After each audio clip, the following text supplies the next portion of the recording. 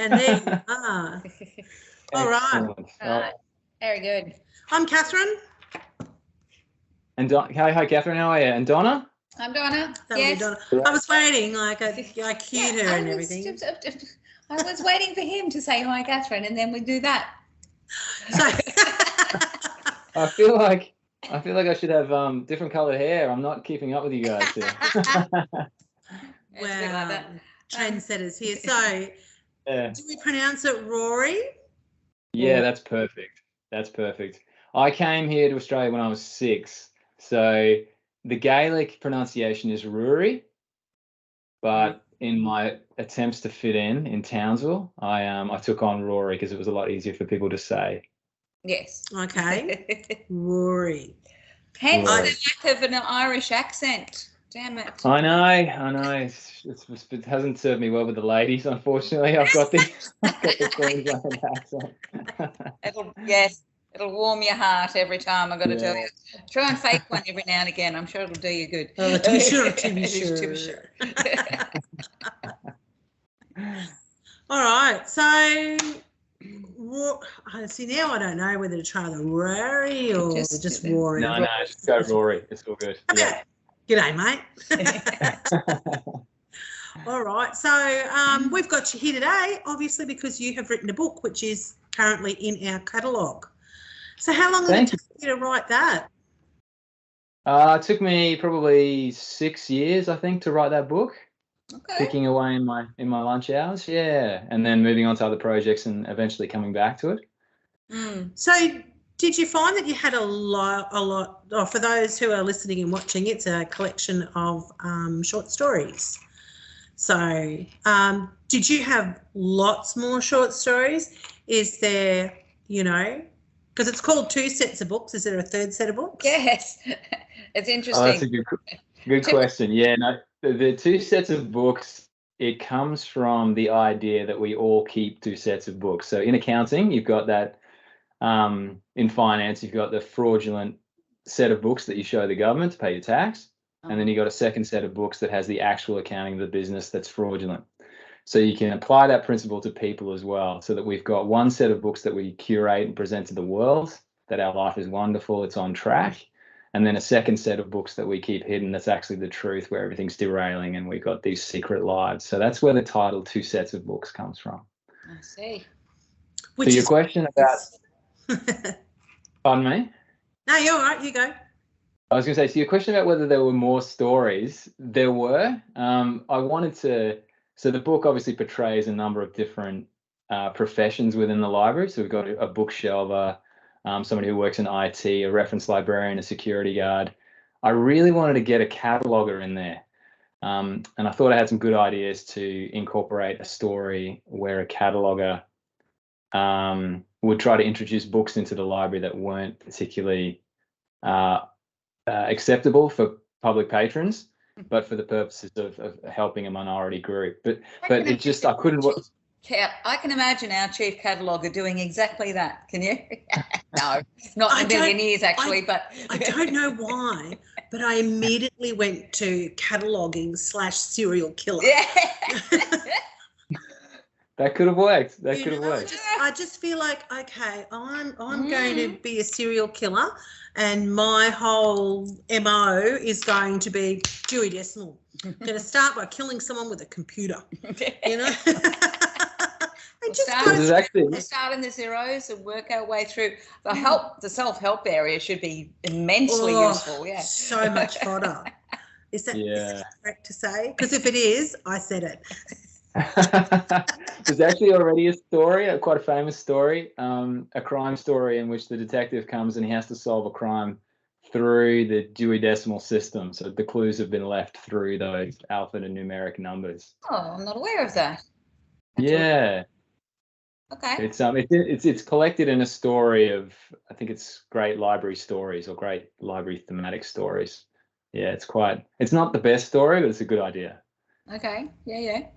I figured we could make it better. Yeah. So you mentioned that you're working on you've got other projects going on. Can you let us know? Yeah, absolutely. I've kind of fallen out of love with the short story, unfortunately. I've sort of done the dash on that, and I really wanted to try and do a novel, which is extremely different, very, very different beast.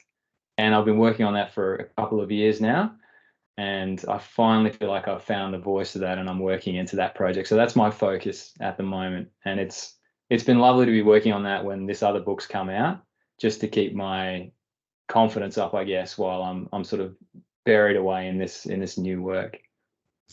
So when we talk about overnight success, that's the funny thing. There's no such thing as overnight success, is there? Actually, Rory, yes, the couple of authors that we have spoken to in the past often say that, the writing can be a challenge in itself, but compared to the actual publishing process, it's a walk in the park. That they find that process is really, really challenging. It gets easier, apparently. The more you do it, it does get easier. Obviously, the more books you churn out and push through, and it becomes a little bit more routine. But initially, it's very challenging, and to navigate that whole minefield of accounts and marketing and publications and so forth. And even though you have experts in the areas, usually, probably, depending, helping you. But yes, it can still be very, very daunting. Did you find that? Yeah, I assume, Donna, you're talking about self-publishing, or you're talking about commercial publishing, or publishing with a commercial? Both. Yes. Right. Even if you're getting all of the assistance, it can still be really challenging, apparently.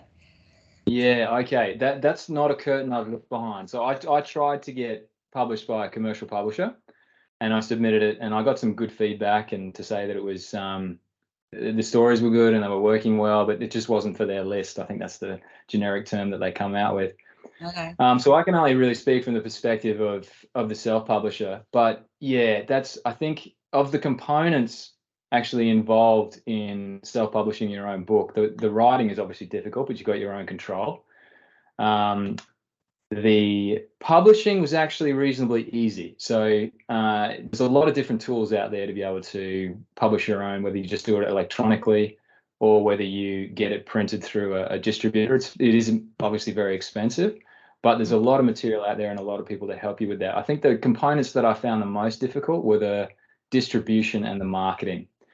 So yeah, going on my own with the self-publishing, I didn't have those distribution channels. So it was all legwork and phone work to try and get relationships with local booksellers and anyone I could get to, really, to try and sell that book. And then marketing was my real downfall, which I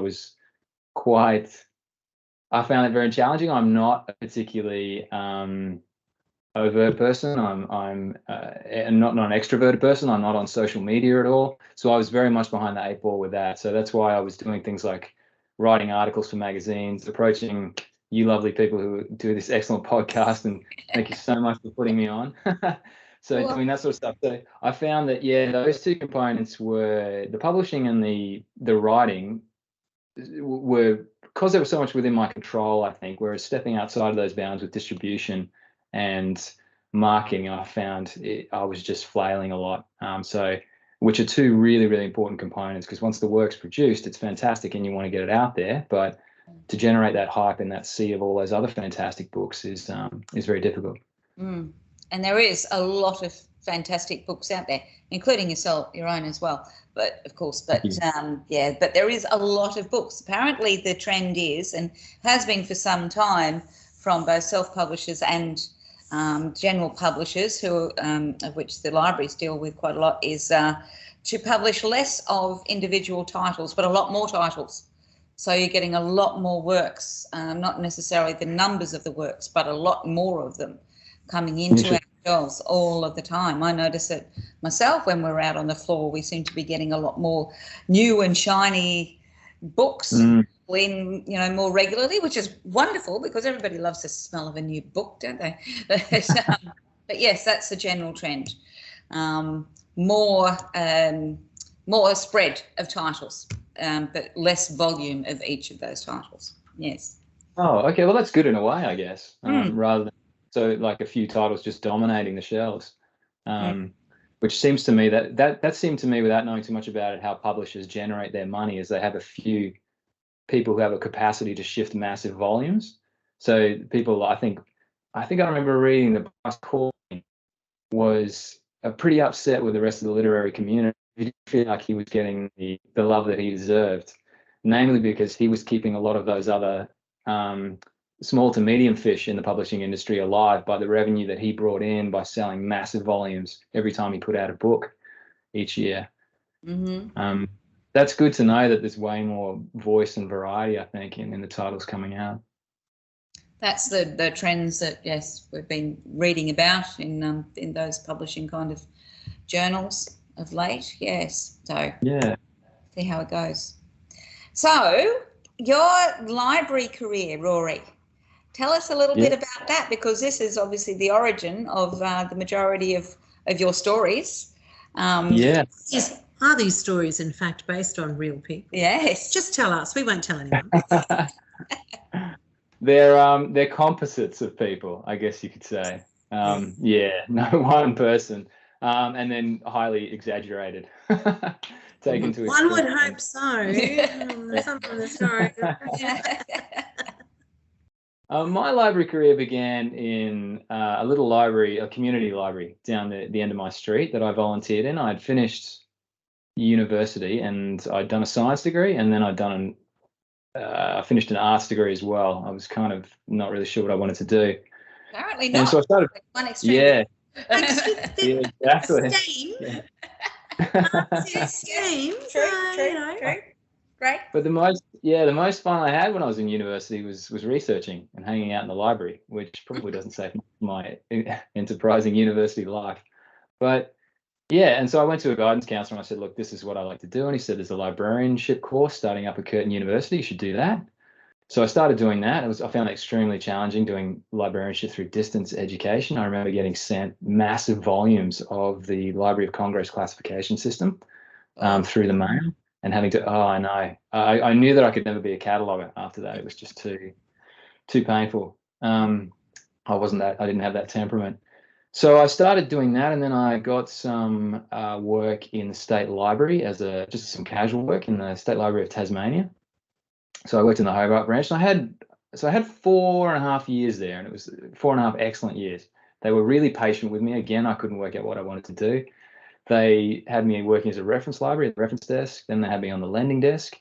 Then I was a reader's advisor at one of the branch libraries. And then I worked as a children's librarian in another of the branch libraries. So I got to have that experience as well. So you can whip out a quick nursery rhyme. Drop of a hat. I could. But I was very young at the time. I felt very young. I was 25, I think. And I was trying to relate to women who were usually, it was a reasonably affluent suburb. They were in their, they were late 20s, mid 30s, and they'd had their first child. I didn't know then what it was like to have a child. They were exhausted. It was a huge effort for them to get out of the house. And I had a little teddy bear on my lap, and they all had their babies, and I was trying to engage with the babies, and I did my best, and we got some great feedback over the year, but I think I really struggled with that. And then when the GFC turned up, I lost my job, so I had to kind of start again. And a shelving job came up at the university, so I started working there at nights, shelving and working on the desk.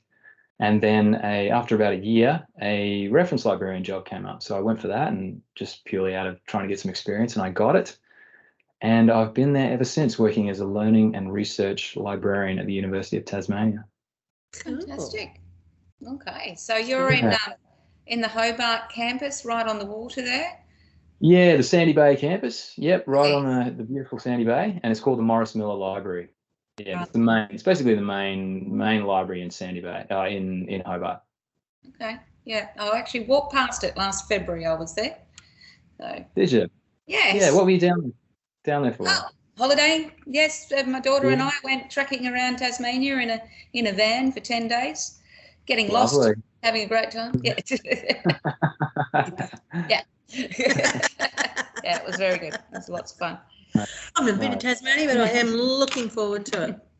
So, Rory, your Gaelic ancestry or your Irish heritage, ancestry, Irish heritage, or the one. So, does that still play a part in your life, in your stories, in your imaginings, do you think? Because the Irish tell, wonderful storytellers. It's something in the DNA, I think. It is, I think that's true of a lot of cultures who spend a lot of time inside because it's cold and wet and revolting outside. Yeah. a way to pass the time, isn't it, in the pub in the evening? My father and my brother are both wonderful storytellers. Probably helps that they're both sailors, and my brother was a fisherman as well, so very good storytellers. I never had that gift, I think, in terms of telling a story and entrancing an audience in an oral way. In terms of whether I still have a connection with Ireland in my life, I do, because I've got a lot of relatives still back there. On my father's side, my mum is Welsh, so bring that heritage as well. In terms of its connection in my imagination or in my work, not really. I'm embarrassed to say I don't have any sort of reference to it at all, to be honest. And I remember going to Ireland. I've been back there a few times, and I remember going there thinking that I'd have a sense of coming home or a sense of identification, but it only reminded me how much Australia and Australian culture is much more familiar and much more comfortable to me now, and it feels much more foreign actually in Ireland, strangely enough. So yeah, I don't have that connection in any capacity, unfortunately. What part of Ireland does your family predominantly live in? Most of them are in Dublin, but we had a brother who's had several cousins who went to America, so they're mostly in America. But yeah, it's mostly Dublin. And I was born in a place called Carrickmacross, which is in Dundalk, which is basically halfway between Belfast and Dublin. So it's right on the northern border in County Louth on the east coast. And it's I don't remember much about it because I was 6 when I left, but I do have some good memories of being with my parents in the house. So I enjoyed my time there, but again, I was quite young when I left. Yeah. Right. I spent a week in Ireland, so not very long at all. But just north of Dublin are those beautiful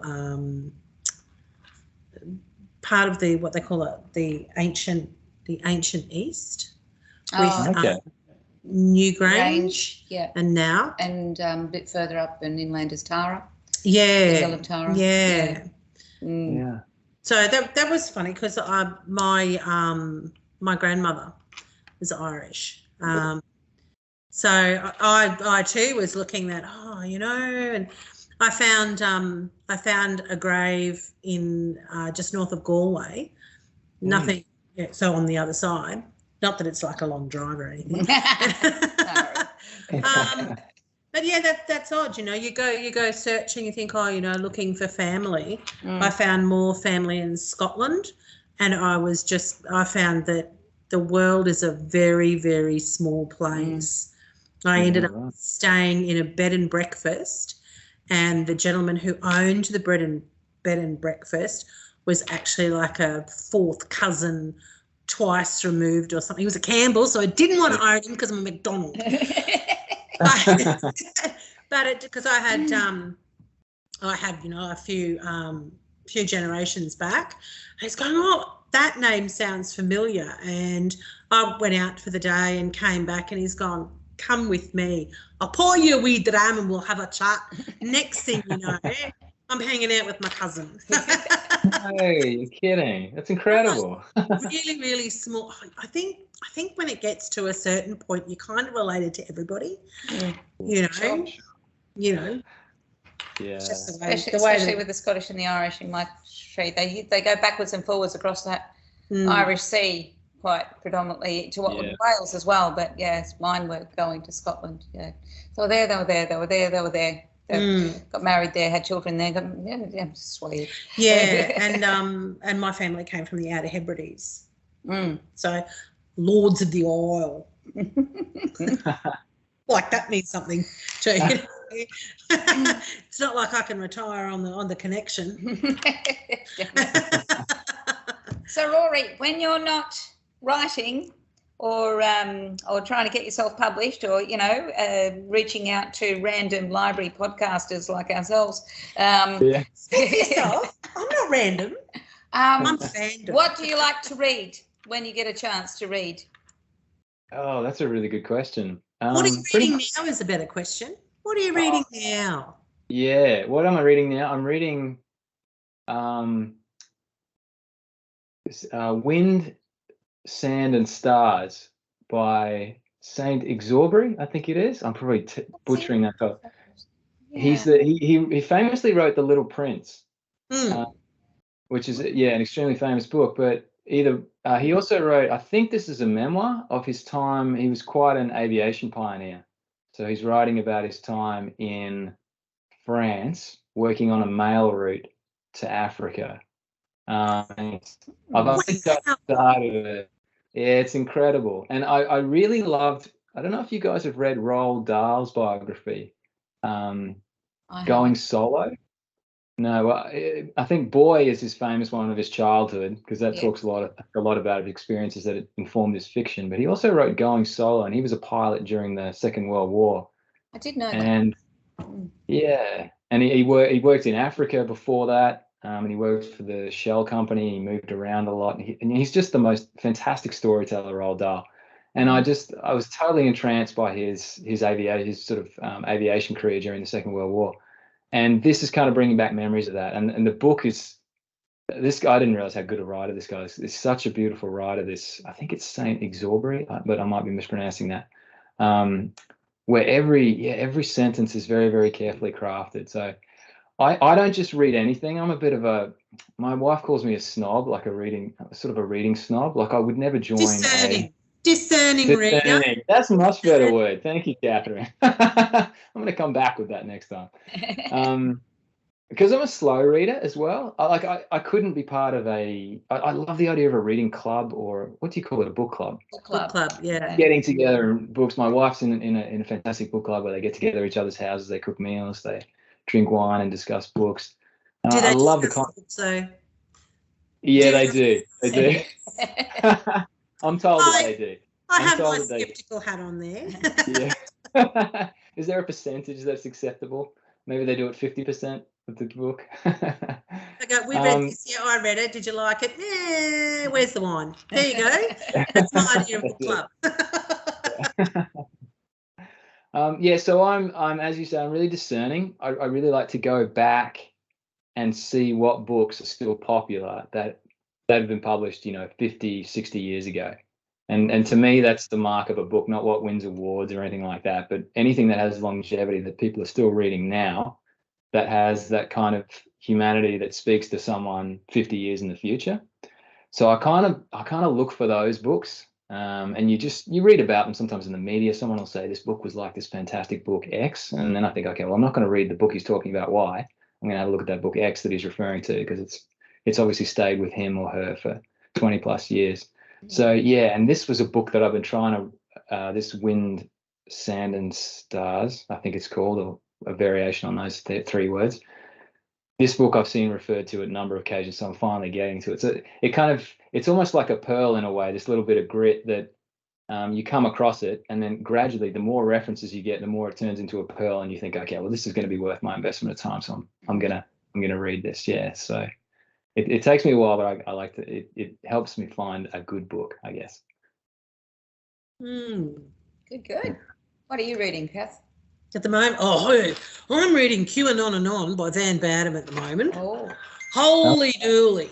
Wow. Oh, did you say Van? Is that the Guardian journalist? Yes. Okay, what's that about?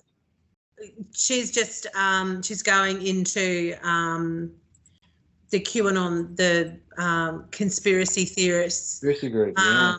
And she's just been talking in it about I want to say it's Tim Fisher. I'm not sure about the last name, but his wife Lydia was working at Government House and was closely involved with Scott Morrison's wife. And there's just this connection with language between Tim, who is a renowned conspiracy theorist, and a lot of this is the bit that I just read is at lunchtime, because I like to read at lunchtime. Yeah. Was talking about the Royal Commission into child sexual abuse in our institutions. Yeah. So institutionalised child sex abuse, and Tim was involved with this other person online, because Van, of course, references Twitter, because Van is very active on Twitter, and just the connections between 4chan and QAnon and these people, the language that was used, because they wanted ritualised child sex abuse introduced into the acknowledgement by the Prime Minister, because then that dovetails into their lizard people, the elite, who, you know, with the conspiracy theory. And it's just interesting that that word was introduced, and the theory was put forward that perhaps this was done so that the current government could sort of have a nod to those conspiracy theorists who, you know, because they were coming up, you know, always looking for the next election, always looking at being elected again, without actually investing any political capital in it, just by using that phrase. And it was just really interesting. So as digital literacy library assistant, I assist Donna in being digitally literate. It's really important, I think, to look not only at what this false information is, but how it begins. Just really interesting as how it begins, and then it steamrolls. Yes. And of course, all of this at the same time that January 6th in the United States, with the attempted coup, the attempted overthrow of an election. So it's kind of concentrating. The earliest reference we've got in there, I think, so far is like 2017 and coming through. So it does seem to be really around that 2017, 2021, because it was written in 2021. It just, where do people get these ideas and put them out as real? We've got so much fiction that we need written. Yeah. They could just put it there. I mean, fiction is great. Cool. Go write a fiction. We will promote writing of fiction, but don't try and claw it off, you know, send it off as fact, unfortunately. But it does raise that really interesting question about, you know, like freedom of information, freedom of speech, and when is, you know, the ability to say whatever you want and claim it to be true, when does that actually impede on the general freedoms, because they're just spreading lies? And what are your thoughts, Rory? No one wants to hear from me, they want to hear from you. I think it's incredibly murky, and it's really good as digital librarians that you guys are looking at this. I think disinformation is a massive problem. And then again, drawing the line between the freedom of speech, and then what is allowed to be spoken, who gets to determine what is allowed to be spoken, I think is fascinating. Yeah, like this whole just as a single reference point, the whole thing around the Hunter Biden laptop, and the controversy around that. And I don't know the full story, but it was just a good example of it seemed like it was it seemed like it was a made-up story. I'm not sure whether it is true or not, but you had the social media platforms saying, no, you can't publish this information, and it was just a good indication of how social media, we've lost, which is good and bad in a way. We've lost that moral arbiter of who, you know, checking the facts and the sources before it gets pushed out, because things are so fast now. These things get pushed out, and it's like validating them or checking whether they're correct takes, it's almost like you've got to try and catch up after the horse has bolted. Exactly. It's a really fascinating space. Are you guys working in that space to educate users on this sort of information? We're trying to. We have I have done some linkages with the Australian Museum of Democracy, actually, which is housed in the old Parliament House in Canberra. Dr. Tony Notley, I think. Tanya Notley, I think.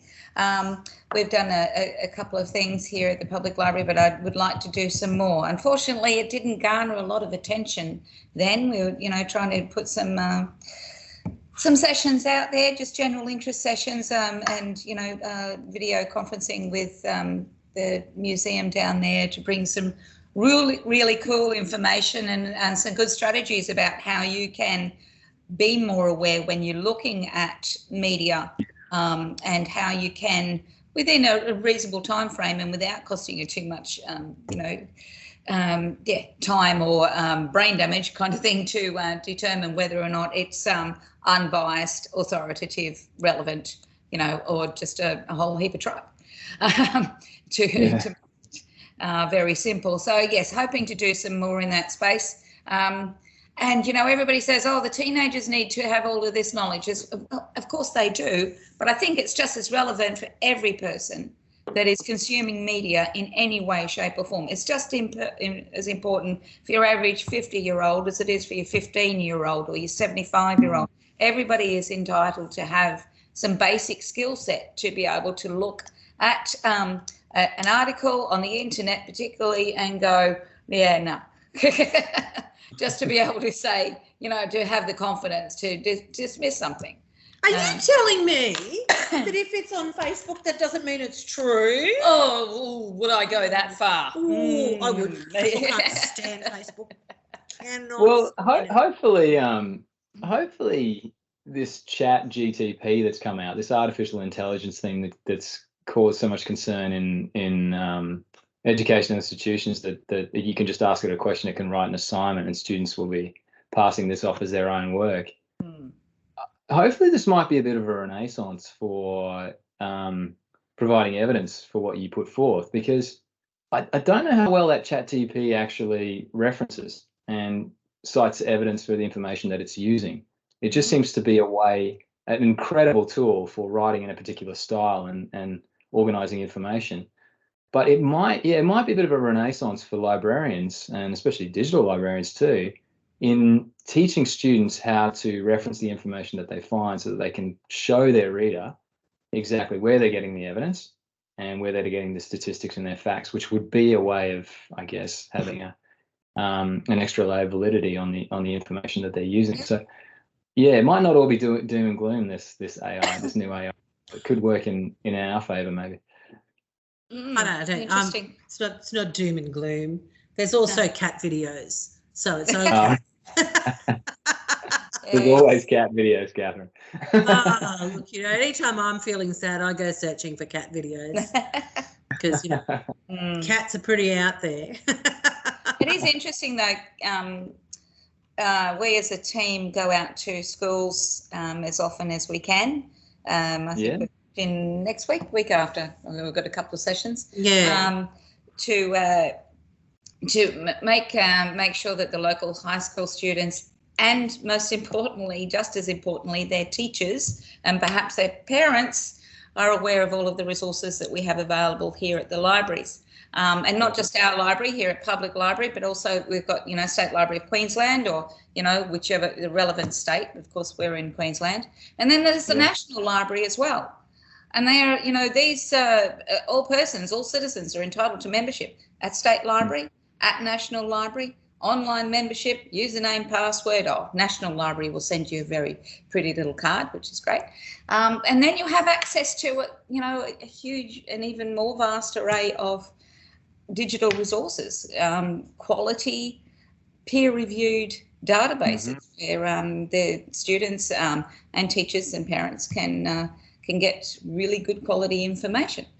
So, trying to make the students aware of those resources and a few other search techniques and a few other search engines, like DuckDuckGo and Carrot2 and various couple of little different search engines there. So they're not just reliant on the big G, because bigger does not necessarily mean better, depending on what you're looking for, does it? Well, you would know all about that, being a reference librarian. Yes. Yeah, that's right. I mean, that's a huge thing for us to teach the students. We're just getting back to what you're talking about there. I think libraries aren't celebrated enough in genuine culture for that. They're the most I don't know. It's the reason why I love working for them is their democratization of information. You know, you can just go to your library, you can get your library card, you get anything you want. There's never any paywalls or anything like that.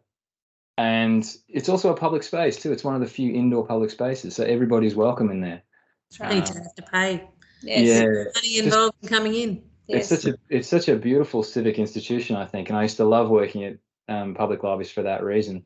But yeah, on the topic of Google's a hard one because Google is a fantastic product. Like its algorithm that it uses, it just gets better and better, and it's hard to actually go to different search engines and get a similar experience. But I think the way I'll let you counter that in just a moment there, Donna. Right. The way that the information is curated within the databases that we use and that sort of thing, I think is a much more enriching experience, I guess, because you're dealing with quality information and you don't have to try and use your critical eye as much. So you get so much junk, you just don't know what's real or what's true on the internet. Whereas, these other tools, they're almost a gatekeeper in a way to make sure that you're operating in somewhat of a safe space or a truthful space in a way. Yeah. Now, what were you going to say there, Donna? Oh, no, just in terms of search, yes, user experience in terms of Google.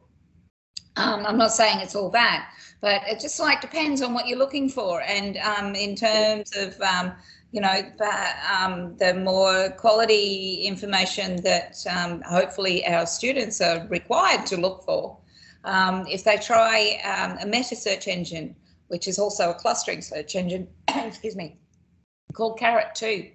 And the way it visualizes and offers the searcher its results are really, really helpful to provide more keywords and other strategies in order to other paths that they can go down to really explore the subject that they're seeking information on. So yes, Carrot 2 is a really interesting search engine. I'll have to check that out. I've never heard of it. I'll definitely have a look for it now. Yeah. I'll send you that link, shall I? Yeah, please do. Well, Google has its place, like everything else. It has its place. I go to Google if I'm watching something. Where did I see them? Now, what were they in? That sort of thing. It's marvelous, and I can't live now without my Google Nest doing my timing for when I'm cooking. I Google, just set a timer for 20 minutes. Hang on, my phone might go big. My husband reckons that Google's salty with me because when I ask, it goes, sure, which is code in our house for, and it just, it sometimes listens and sometimes doesn't. But it's interesting that I was searching for something the other day and suddenly it's appearing everywhere, which is very handy. That's the there it is again. There it is again. It's not a free service. That's the thing. No, it's not free. It can be very intrusive. Yeah, but it has its place, and I really like the fact that it sends me photos every day for me to look back on all the fun stuff that I've done. Oh. That's all nice too. Because memories. Yeah. So, are we going to get an insight when you've completed the new book?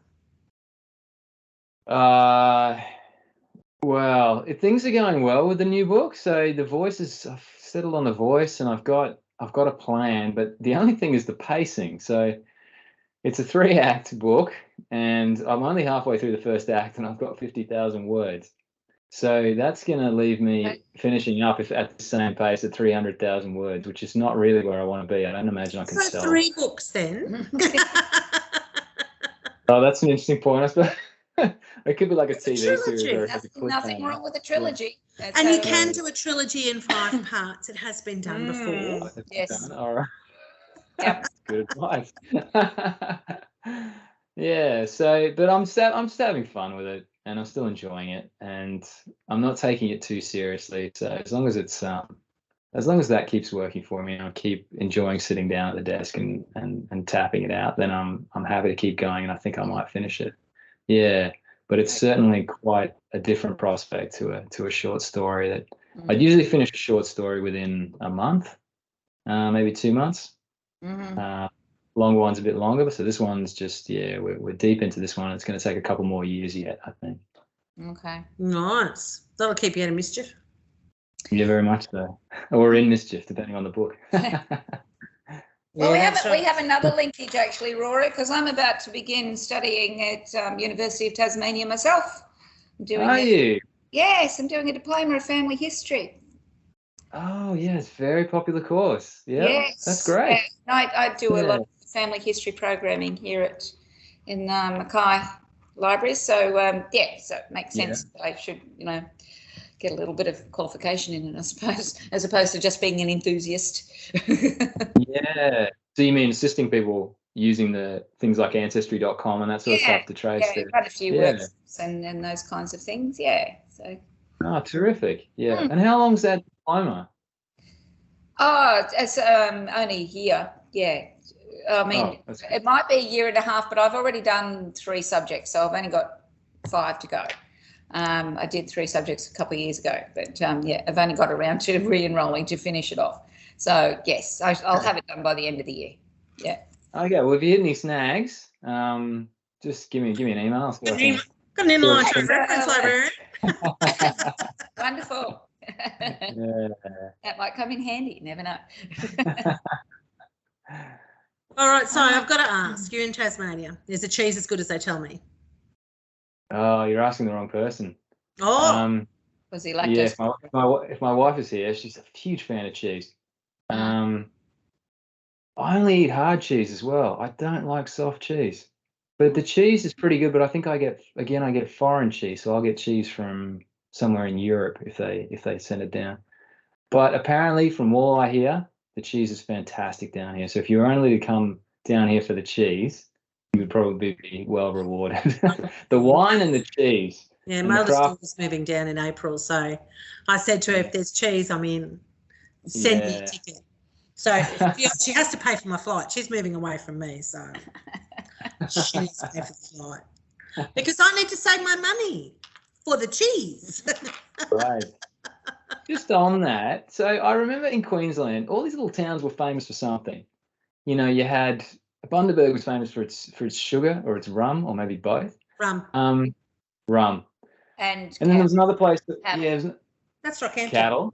Yeah, didn't you say? Oh, Bundaberg. Sorry, Bundaberg. Yes. Yeah. What's Rockhampton famous for? Cattle. Yeah. Beef capital. So it has the big cow. It has Beef Expo. Right. I'll probably get shot if I ever go back to Townsville for saying this, but I think Townsville was famous for its army reserves. There was quite a few of those. It's got the big army base there. Yeah. Big army base there. Yeah. So what's Mackay? What's Mackay famous for? Does it have a sugar? It is sugar. We're a big sugar centre as well. We're also a hub for mining. A lot of industry here serves all the mines in the Bowen Basin. Okay. So do you guys have fly in, fly out workers there coming to you? You do, yeah. A lot of them. And drive in, drive out. A lot of people. Yeah, because they drive over the range out to the mines at Moranbah. Dysart. Yeah, there's a few out there. Yeah. And do they live out there? Do they live out there? Some. There's limited housing, and the housing that is available out there is very expensive. There's also not a great access to services. So the hospital out at Moranbah, if you broke your leg, they'd fly you into Mackay. Right. Like they've got a Band-Aid essentially, and they don't always have a doctor. But there's a lot of people that they live the family and they live in Mackay and they drive out to Dysart, do their 7 on, stay out there, the accommodation on the campsite, and then come back. The 7 off. And there's a lot of different rosters. You got because they call them lifestyle rosters. Some are 4-3, some are 7 on, 7 off. You've got your 9-4, you've got 21-7. It depends on where they work as to what that roster looks like. It's very difficult for the families that are left behind. My brother's a FIFO worker. Oh. Yeah, it's really hard on the family, but I think it's even harder on the workers because they go out there and they're working really, really hard. And they come back to, a donga, which is not beautifully comfortable accommodation. And, if they're on a 7-on, 7-off, they know that the time that they're away, that donga is being used by someone else. They're not going to necessarily be in the same one when they come back the next time. So, and then they're working in a really dangerous situation, isolated from family. So, there's a lot of challenges for them there. Yeah. So having said that, our library services do try and provide as much as we can for both the workers and their families.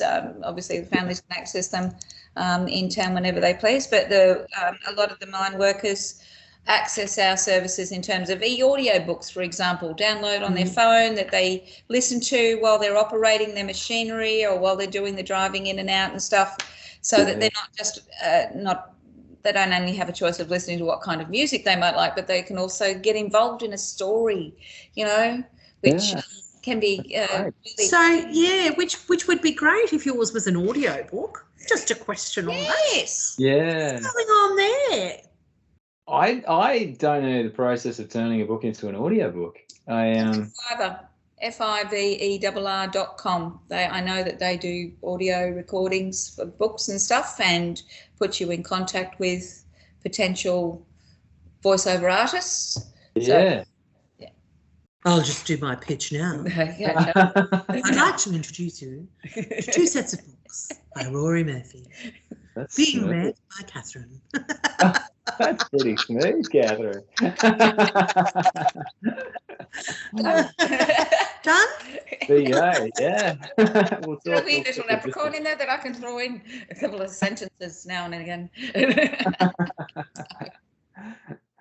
Yeah, I'll have a look at it. I think it'd be a real buzz to have someone reading my book, actually. But I just, yeah. I found the whole process of self-publishing has been very expensive, though. I sort of walked in with my eyes open, and I wanted to do a really good quality product too. What sort of started me off on the journey was there was an art installation here in Hobart where I think they did 124 books, and these special designers were brought in and people could submit their books, and then they were published, and then they were published in all these different colors. So the entire 124 books, each one was a different variation on a color. And then they put them all together and displayed them. And it was just beautiful. And I remember getting one of the books by a friend of mine, and the book quality was fantastic. And I thought, because I've gotten some bad self-published books before. You can go a very cheap route. Yeah. And I think it just devalues the content in a way.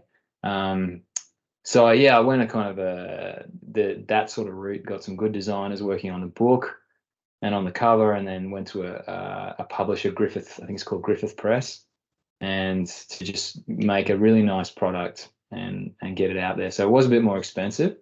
I guess the reason why I'm talking about this is I just think I've spent so much money that spending more money, and especially since the project, I don't know if you're aware of this, the project was designed to raise money too for adult literacy in Hobart Library. Oh. So I did not know that. No, I didn't know. Yeah. So I worked with Libraries Tasmania, which is the name of the State Library of Tasmania down here. Yeah. And there's a group called 2610, and it's so named for the 26 letters in the alphabet and the 10 letters in the 10 numbers in the numerical system. Yeah.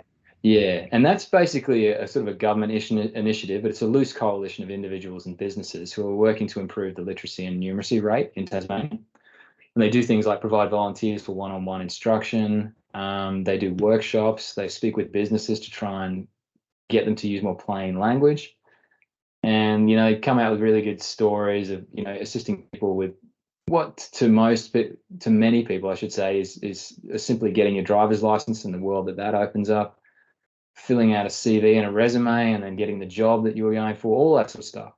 And one of the library components in that is to purchase emerger reading titles. So you probably have these in your library as well.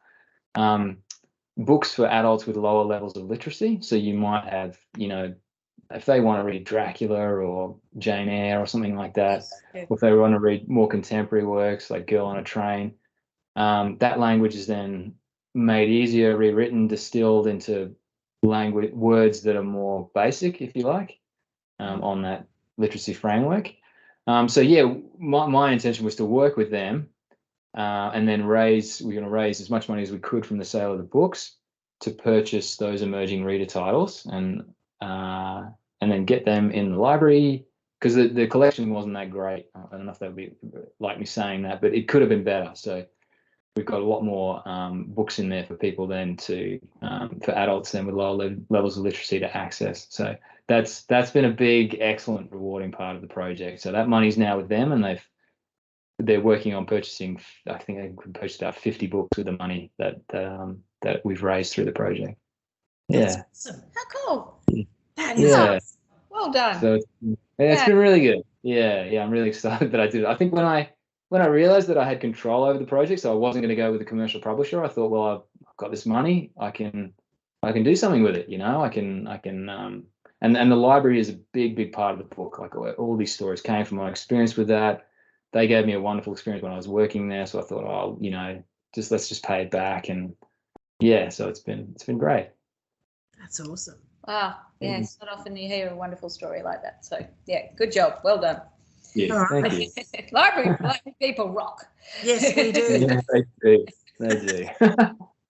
They're always wonderful people like yourselves. They're always really good, generous people, and, you know, they're always willing to give people the time. I think that's one of the things about a library that I like, especially a public library. There's not much self-interest, if you like. There's always just an openness to share, an openness to give a voice to other people, and it's a wonderful environment, I think. I think it is a core part of everything that we do in all levels of libraries and all manner of libraries. Is you're serving your community, be it that Totally. the public or your school or your university or a specialist library. Yes, it's to serve, it's to provide what might otherwise not be available to those people. So that's what we're all about, isn't it? Yeah. Exactly. And libraries are always the last to censor things as well. It's other government departments, parliamentary papers and that sort of stuff. There's all information disclosure and all that sort of stuff. And it's throughout history, I've kind of looked at this as well. It's the librarians who are always the ones to resist and say, no, we don't do censorship. And it's I think I'm really always proud. I'm always proud to be a part of something that doesn't censor, because history always vindicates that stuff is so often absolute nonsense. Yeah, that's right. Yes, no, we do not censor. And you always know that you're treading a fine line if you've got a bunch of librarians incensed. I remember a few years ago when a certain former president was in power. Yes, all of a sudden, a few months later, when some things and some rules and threats of things were being changed, and the librarians started revolting. It was really they're still doing it. Yes, they are. If anything, it's actually getting worse over there now. Yeah. It's absolutely a tragedy that libraries are not run independent in the same way that schools are not run independently of parents in case of schools, and independently of government persuasions. It's just a book. Yeah. You know, because if we're going to start censoring, you know, then I can think of a whole number that we can get rid of. I think it's like 130, is it? Or is it 150? All the God stuff. Let's get rid of that. Oh yes, yeah. Well, that would probably be edited out. No, the 200s. The 200s. Yes. That would probably be edited out. Yeah. Okay. But we don't censor. No, we don't censor, but we may edit. Yes. Yeah. But there are 2,000 of them, so that's just too many books to have, isn't it? 2,000 gods? Or is it 2,500? All righty. I guess we should probably wind it up. Anyway. We should. Thank you very much for your time, Rory. For anybody out there who's listening or watching, Rory, the title of your book. Yeah, I've got it right next to me here. Got a copy there. There we go. Wow. 2 sets of books. That's available on the Mackay Regional Council Library Service as an ebook on our BorrowBox platform, which is free to access for any member of our library. And membership costs you Nothing. If it's free, it's for me. Nice. Okay. Well, I want to very thank you much both, for sharing Kathryn and your time. Donna. Yeah, thank you both, because this was an unsolicited email that I sent to you guys, and it was very generous of you to get back to me and organise this, and to show an interest in my book and to have me on your show. I'm very, very grateful. This is the first time I've done this, actually, so There you go. it's been a great experience. Thank you. So it hasn't been painful? We missed. No, not at all. Not at all. We'll send you the link. Please share it about when we send it. Okay. Yeah, we'll do. Okay. Great. Enjoy Lovely the to rest speak of to you your both. day. Thanks. You too. Bye. Bye-bye. From one end of the country to the other. See ya.